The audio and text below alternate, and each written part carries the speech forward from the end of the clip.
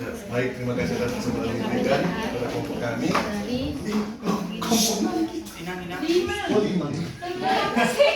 Kami dari kelompok 5 akan mempresentasikan hasil karya kami. Yang pertama itu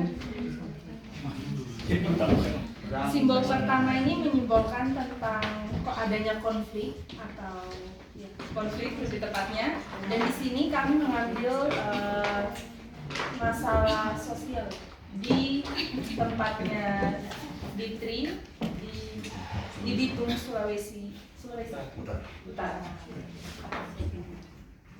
Nah, jadi di sini pada saat itu pada tanggal 25 November tahun 2003 supaya valid beritanya. Pada saat itu terjadi kerusuhan di Kota Bitung, Sulawesi Utara yang melibatkan dua organisasi, yaitu organisasi masyarakat yang mendukung Israel dan juga organisasi Muslim yang mendukung Palestina pada saat itu. Tetapi di sini bisa dilihat ada intervensi atau ada kepentingan-kepentingan lain. Jadi di sini kasus ini mereka melakukan pawai pada saat itu.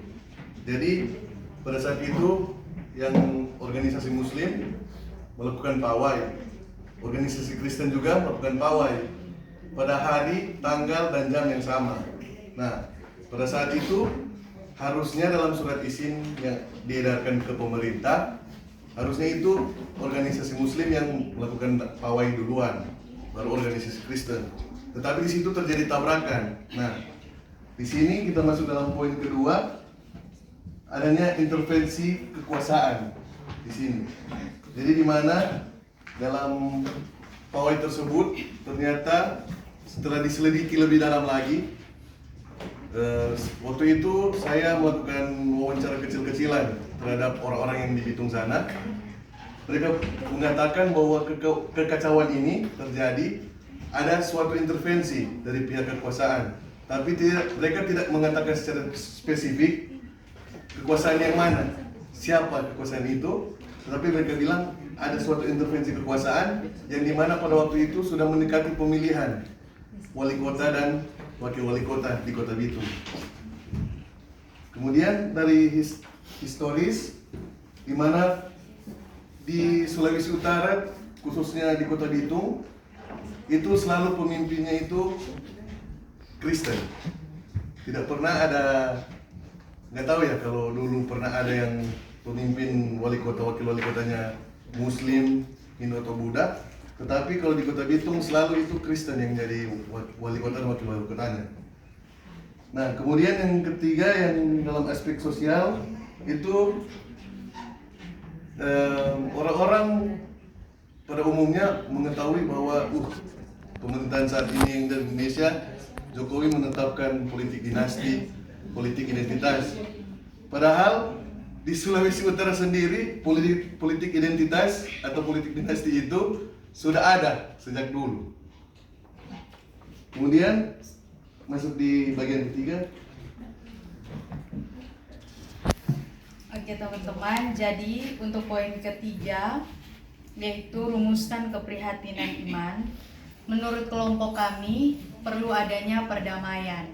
Nah, simbol yang kami gambarkan di sini tidak ada maksud menyinggung apa-apa, hanya saja bagaimana agama khususnya Kristen dan juga Islam yang menjadi payung dari ormas-ormas tertentu di Kota Bitung itu bisa berdamai seperti itu. Kemudian nomor 4,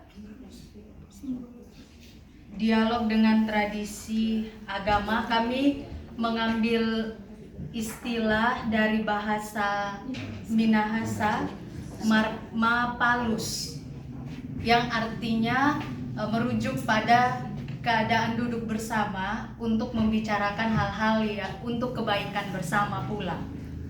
Kemudian untuk tanggapan teologis dari kelompok kami, berdasarkan konflik yang ada, maka ada 3 poin. Yang pertama, jadilah Kristen yang inklusif. Karena dari poin yang sudah disampaikan tadi, sepertinya teman-teman dari kelompok minoritas yang beragama Islam itu tidak mendapat tempat untuk menyuarakan apa yang menjadi suara hati mereka. Kemudian jangan mengatasnamakan agama dalam hal-hal khususnya yang berbau politik. Kemudian anti gratifikasi. Jadi berkaitan dengan isu yang terkait dengan pemilihan pemimpin, itu ada juga permainan money politik, sehingga kami mengambil poin anti gratifikasi. Kemudian akan dijelaskan oleh teman saya. Terus yang keenam, kelompok perancangan aksi pastoralnya yaitu menggunakan ini juga di daerah itu, yaitu Mapalus tadi, dengan konsep besarnya yaitu dengan aksi duduk bersama, berdialog dengan yang lain, membicarakan kesepakatan bersama untuk kepentingan bersama juga. Lalu yang ketujuh, yang terakhir, ada pelaksanaan aksi pastoralnya yang sudah dilaksanakan di saat kami tadi browsing di Google, yaitu pertama ada deklarasi perdamaian. Ada dua buku besar, yang terutama tadi Islam dan Kristen.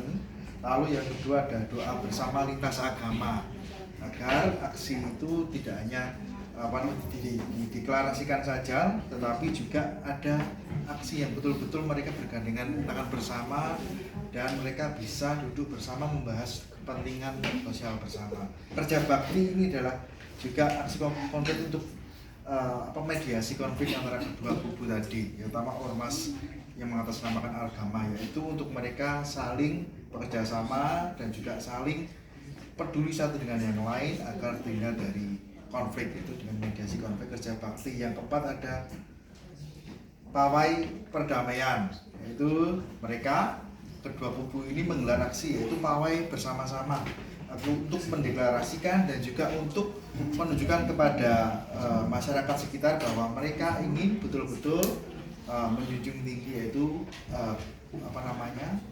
kesetaraan yang tidak